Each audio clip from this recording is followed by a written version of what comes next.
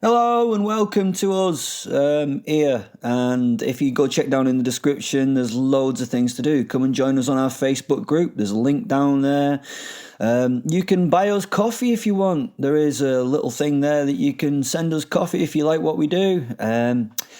Remember, go check out Grendel Press. Absolutely fantastic horror book company. They are so in tune with us. It is great, and I hope they don't mind us saying that. So go see them.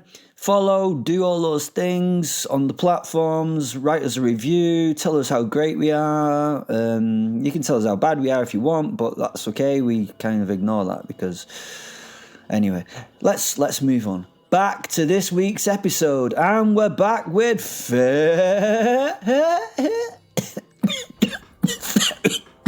Foxglove.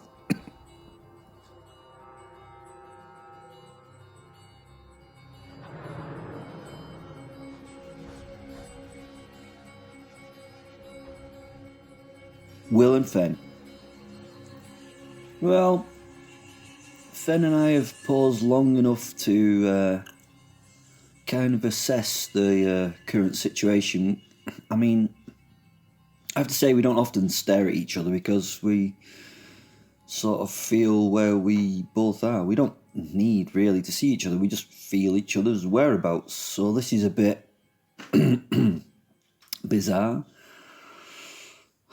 You know, I'm standing here, a naked human man, and he's just a wild wolf soul staring, well, we're both just staring into one another's eyes, which is a bit strange, isn't it? We're having that, I call it a zombie moment, when something arises that makes you stop and think for far too long, and you just stay static and still for far too long, with your gob open, you know, fly catching with fear. Me and Fen, we call it zombie time. Often the time that we stay like this sort of relates to how stupid, complex or deadly the situation we're about to face has become. I mean, it doesn't happen very often for us, but at times and places such as this one, they do cause us to consider and stand. I admit, it doesn't happen very often in our life. We sort of consider consequences to be something we worry about after the fact. At this moment, I couldn't even consider the consequences. They were unconsiderable and inconsiderable also. The current situation is that there is a glowing green fairy in my fucking car. And not just any glowing green fairy. Oh no, this is the, notice the double E in the glowing bright green fairy. The bitch of kitsch. The tiny terror, the winged sociopath that is Fairy fucking Foxglove. Fuck! I say out loud to the world. This little fairy is stalking me and is making me feel uncomfortable. Oh, you laugh. A big scary werewolf is scared of a little fairy. That, you know, the killer of demons and gods is afraid of a little teeny tiny eensy weensy fairy. That the beast that was thrown out of hell because the devil could not deal with him could have, you know, his courage fall at a teeny tiny weeny eeny bitsy itsy icklesy wickledy fairy wary. That are, well, just fuck you fucking fuck-faced fucker of fucks. I'm fucking scared. Wow, that sentence alone probably screwed our YouTube algorithm. But, fuck it. There's going to be a lot more fucks given in this episode.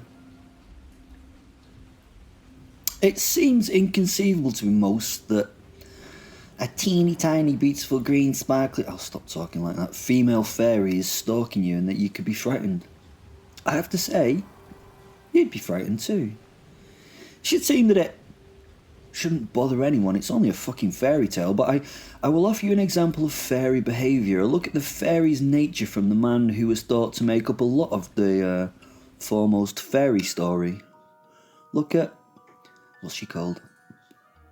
Tink, that's the one, isn't it? Tink in Peter Pan. Yeah, I mean it.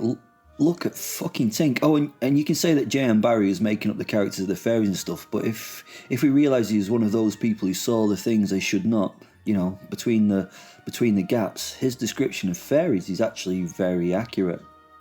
Apparently, the professor had met J.M. Barrie and knows Sir Barrie, whom I love. Professor seems to have met every fucking famous person throughout history. Sir Barrie, according to the prof, Sir Barrie had spent some time in fairyland himself. Some evidence comes from how he was renowned from childhood for telling stories about his adventures with fairies. And as a consequence of spending time in the Fey world, where time passes weirdly, unphysicsy-ish, is that a word? Unphysicsy? He never grew above 5'3", Barrie that is, and always seemed a decade younger than he was supposed to be. What was that? Alright, sorry. Back to the point. Tink. Tink is a bit of a bitch if you think about it. Yeah, I feel like I could say that. Tink is a bit of a bitch at times. That is, she wants Peter and is willing to do almost anything to get him, including fucking murder. Oh, and the other easily missable evidence of the lifestyle of pixies and fairies is in one throwaway line in that very same book.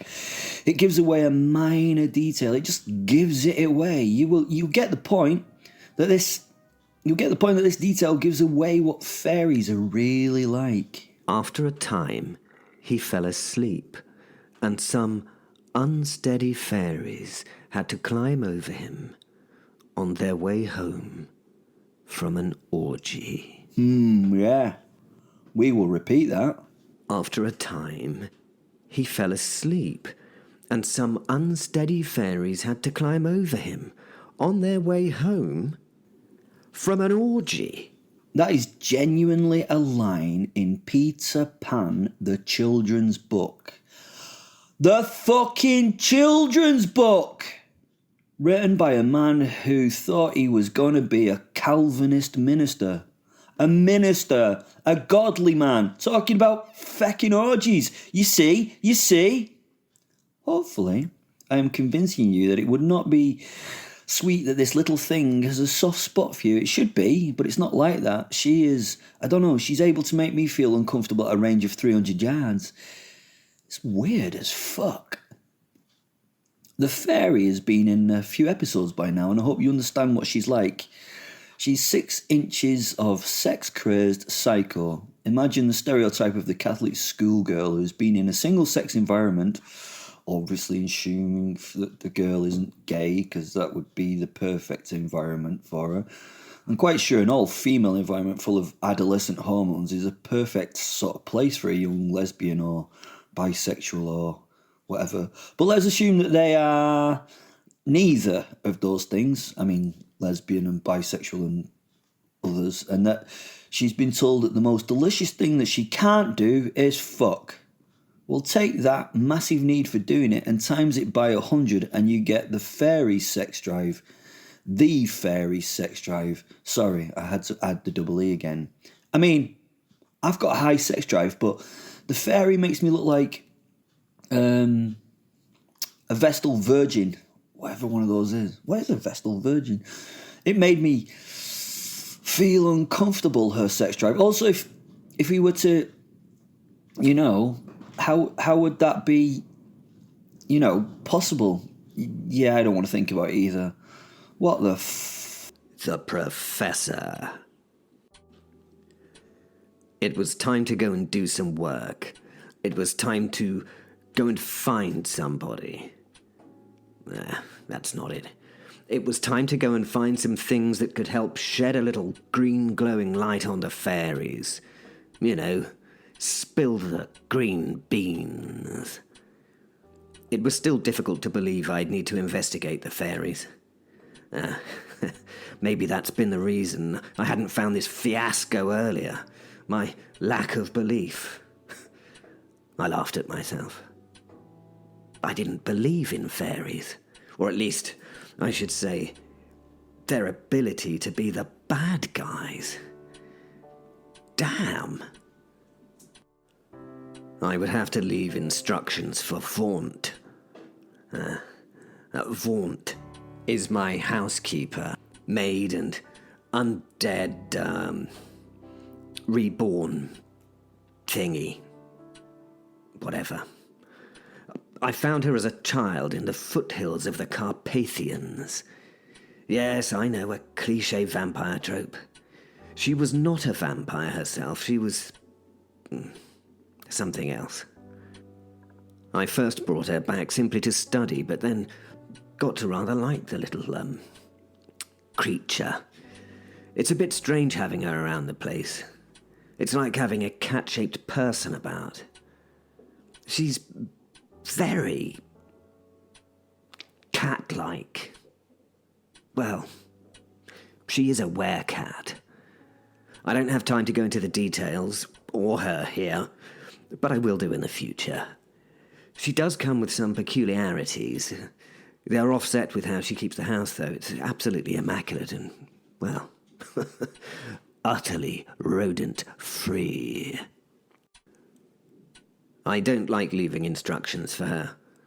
It often leads to a smile and a nod, which, well, you know, it's very cat-like with those sharp teeth and that wink and that winky blink of hers. I know. It's a weird thing to notice, but she doesn't blink properly. She winks with the right, and that wink flashes milliseconds later into a left wink. So it's a sort of a blink, but not really a blink, because it's really two winks, and for some reason, it points out her lack of humanity. My instructions would be necessary, though. She did not drink coffee herself, so she would have to be told to put out the stale beans. I'll have to leave a very specific note there, I think. For I didn't get through the whole word before she stood in front of me. Goodness me, she was quick. Yes, there you are. Could you get me my weekend bear? I tried to catch up with myself. There was a thud of my ancient leather satchel at my feet. Ugh, I finished. I didn't see her move. I really didn't. We'd used fancy technological cameras to try and catch her moving in the past. You know, like those boffins can do. But no matter how we slowed the film, she never seemed to move between 2 points. She just was there. Can werecats teleport, do you think? She blinky-winked at me. Nothing else on her face moved. It was an emotionless porcelain blank of a mask. Oh, gosh, yes. Thanks for that. And my Henry Poole over. I stopped. I might as well. There was no point wasting my breath. She instantly stood before me, holding the said overcoat aloft and ready to help me put it on, which I did. As I settled myself and gave myself a look over in the mirror, she fastidiously removed the lint. She didn't do this at high speed. She seemed to take her time, sometimes using her rough tongue to remove bits that wouldn't easily be lifted. Oh, don't worry, I'd got used to this, and she didn't mark the material in any way. She also had the horrible beige Hornby hat she liked me to wear in her hand, and it was on my head and patted down into a cocky angle before I knew what had happened. No thanks, Vaughn. I'll leave this here if it's all the same. I get enough odd looks from the populace dressing as I do. I find the Hornby is a little non grata at this time, I said, smiling briefly. Her face soured for a moment, then she disconcertingly winky-blinked again. It always threw me a little, I have to say. Everyone blinks, I know, but she wink-blinked, and on top of that, she didn't do it often enough.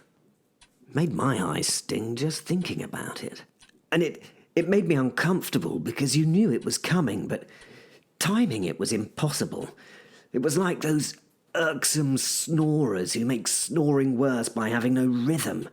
They stop and restart, and then they stop again, and you think they've stopped, but they haven't. They've just stopped before a restart. The utter bastards. They give you 5 snores in a short period. You know what I mean? If it had a perceptible rhythm, it would be okay. Anyway, Thank you, V. Could you chuck out the coffee beans and reorder them afresh? She nodded. I'm going to have to get going, I'm afraid, Vaunt. Do enjoy your week yet. She's done it again. Yes, you guessed it. She was utterly gone before I'd finished my sentence. Will again. I steel myself for the interaction that was about to happen. I'd left my clothes neatly folded on the passenger seat of the car. I like to keep things neat. Well, you know me. Oh, you might want to know what kind of car I'm driving. Oh, you don't? You don't care? Oh, fuck yeah, I'm going to tell you anyway. It's an Aston Martin V8 from 1987. It drives like a dream. Honestly, it's beautiful. I mean, the only issue with it is trying to get the prior owner's bloodstains out of the carpets. I mean, cream carpets. Cream carpets in a car. You can tell the car is a child of the 80s. I walked up to the door of the wonderful machine. My concentration was taken for a minute by the car itself. Its paintwork is immaculate and was superb. And I mean, it was a darker shade of blue than I'd like, but you've got little choice when you're going to go and take a car. You know, it's not really a paint option, is it? There was music playing in the car. This was strange. I had just taken the keys off the top of the rear driver's side tyre. The windows were a little steamed up, but I could see the diminutive figure glowing in the dark. At my approach, she had adjusted her clothing and positioned into something she thought to be, I don't know, something more provocative or sexy or something. In my head, I could feel the situation start to build up my anger. The tune on the radio was Wham. Do you remember Wham? Yeah. And it was a careless whisper. And somehow I'd grasped and opened the door just in time for the saxophone solo. I tried to get the saxophone solo, but it just copyright slammed me. Sorry, guys. You know the one, though. Yeah, I'm not going to try. The little fairy was looking really good. She always did. I mean, she was radiantly beautiful. She was all glowing and sparkly. Against her green skin, she wore a dress that seemed to have been tailored from real petals. Red rose petals. Well, if I were to guess, I don't know my flowers very well, but her eyes were just a little too large for that face, and she had purple irises. She was the basis of many, many anime characters, I reckon. Her hair had been expertly teased into some sort of 80s hairdo. I mean, it was big and in a bouffon shape type thing. I think she may have tried to add to her size by adding a lot of volume to that sparkly purple hair. She did indeed, and I have to say, she did look incredible. I even noticed her bare feet as they were just perfectly, is it pedicured or manicured, or it's fingers that are manicured, isn't it? And they were pedicured and painted, yeah. She acted shocked at my entry as though she had not set up this whole scene, and very badly acted pulling her dress down to cover herself. Trying to offer the idea maybe that she was a respectable young, old, I don't know, how old are fairies? To offer the idea she was respectable, whatever that is.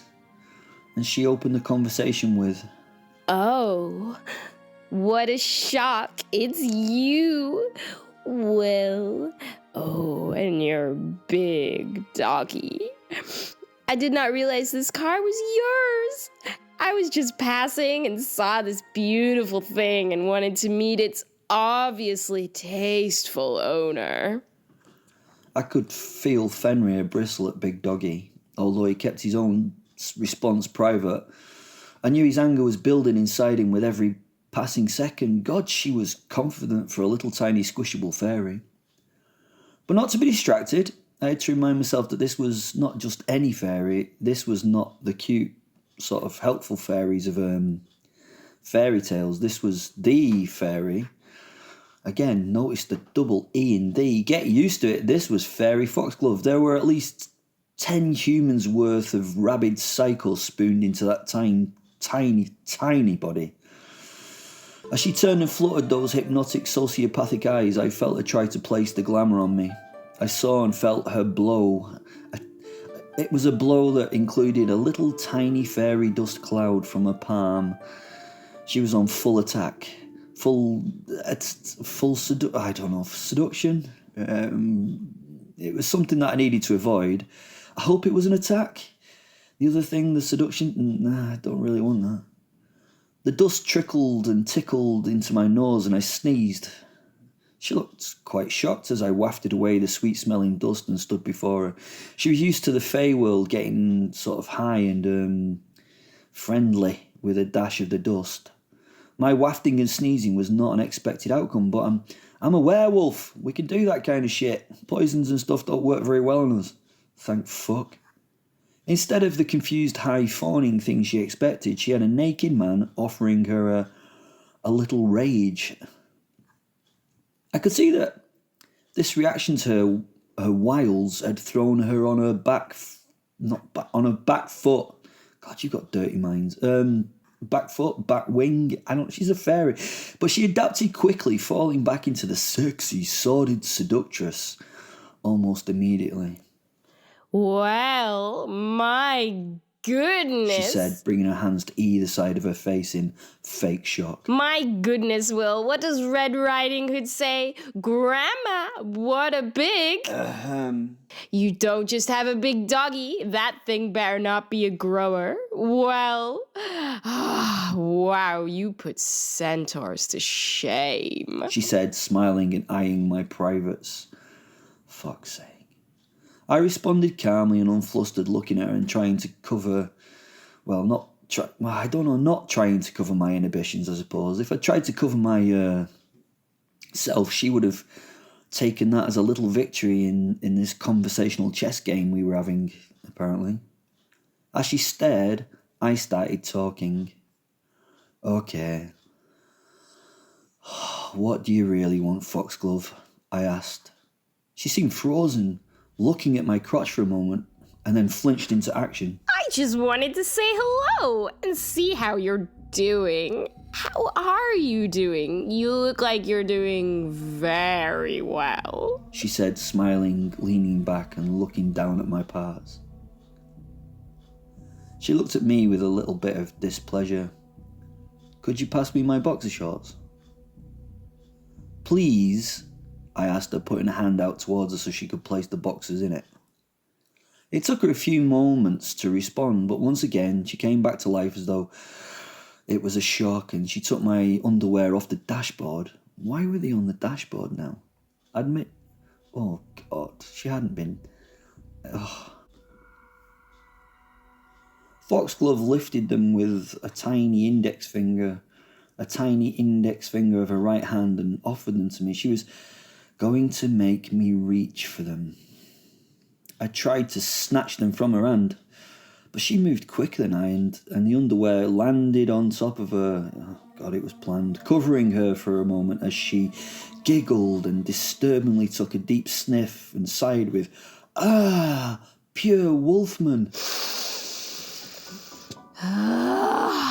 Wolf. I reached over to the passenger seat and lifted the boxers, uncovering her lying there as though in some sort of satisfied rapture. Oh! She mouthed as I revealed her. She slowly opened her eyes, batting her eyelids and stretching her perfect little form in certain very effective ways if she was built to scale. I tried to pull the pants away from her, but she held on tight, and it just gently lifted her to standing from her seat. Oh, so strong, she gasped. Fen had just completely fucking lost it at this point. I won't go into too much detail, but his monologue being sent into my head battered around in it. He was enraged by the fairy. Oh, is your doggy upset? She asked in a cute but very patronising manner. The wolf soul in response tried to gather himself, although I could feel he was at a boiling point and there was no chance he was going to do that.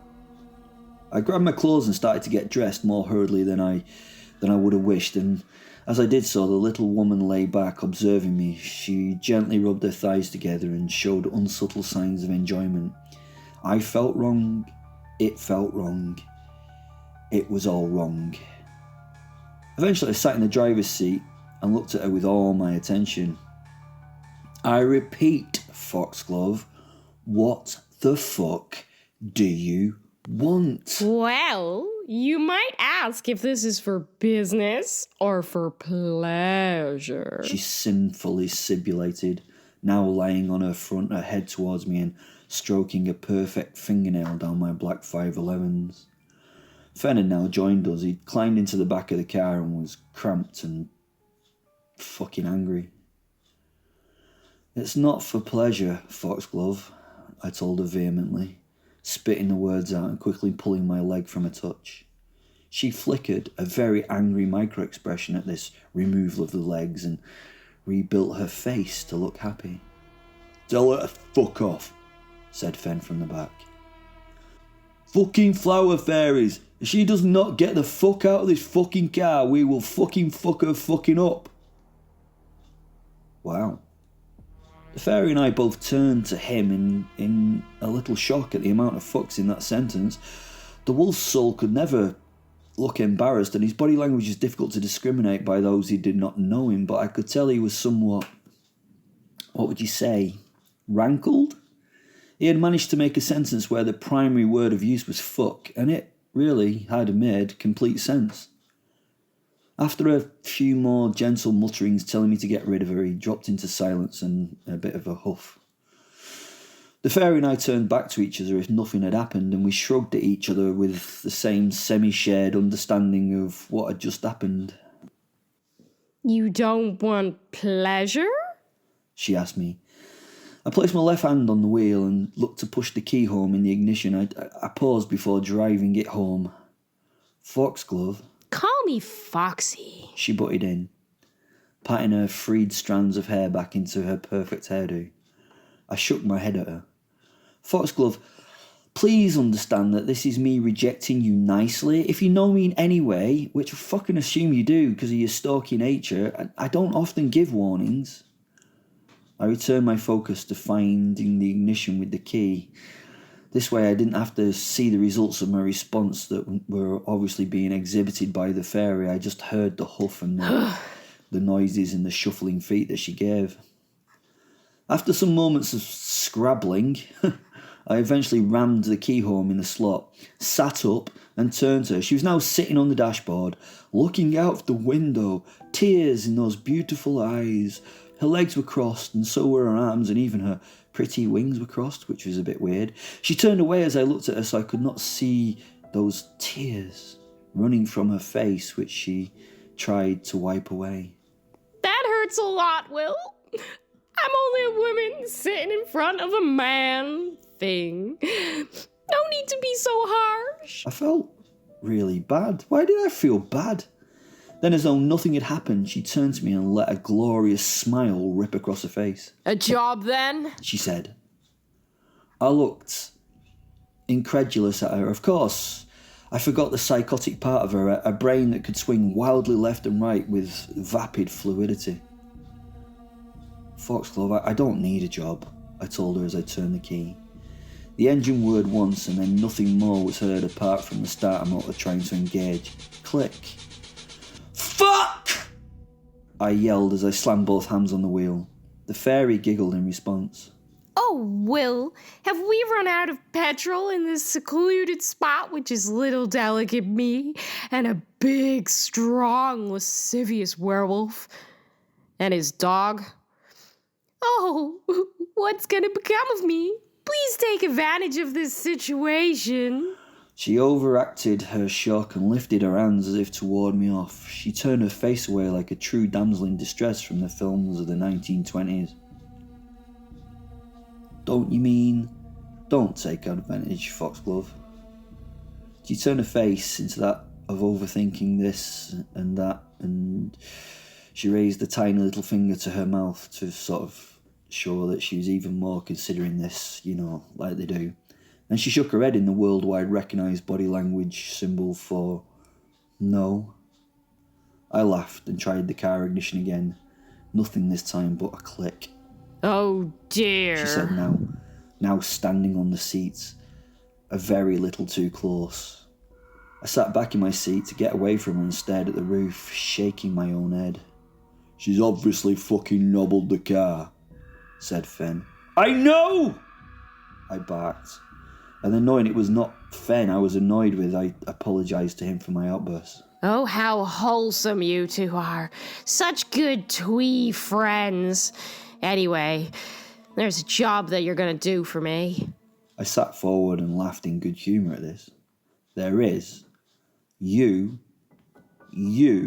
are going to make me do this work, are you?" I asked. Fen was also laughing at this. "That's amusing," he managed to say. Foxglove crossed her arms and paid a lot of attention to her nails while she waited for us, kindly to stop laughing. As we settled, she tapped her foot, taking her interest from her hands to me and then to Fen. No! The voice was different. It sparked something feral in my brain. No, you will not laugh at me! Her eyes were filled with pure violence. They shone now and gave off a cowing displeasure. Shit, this was a powerful being indeed. I'm giving you the choice to do this without me having to force you. I paused and considered her for a moment. She was a little terrifying, to be honest. Then, of course, that little part of us that, likes to throw us under the bus smiled back. I was gonna do something stupid, something really stupid, but it would be fun. I laughed and bent to release the bonnet catch. I heard it pop open and turned to the little woman, making deep, concentrated eye contact whilst opening my door to get out.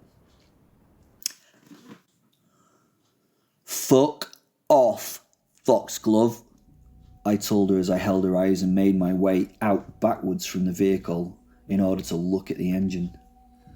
Her eyes were set on mine, her jaw was set, she was set. I was pushing her to see what she did, what she had, but I had to win this fight, this eye contact fight. I know it's pathetic, but this felt more like life and death than it really should. I was trying to hold eye contact with a fucking fairy.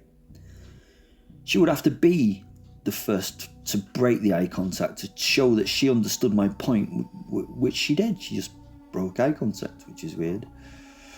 She lifted her eyes to see something above my head and beyond me. Bertram! She screeched, and then my world went black.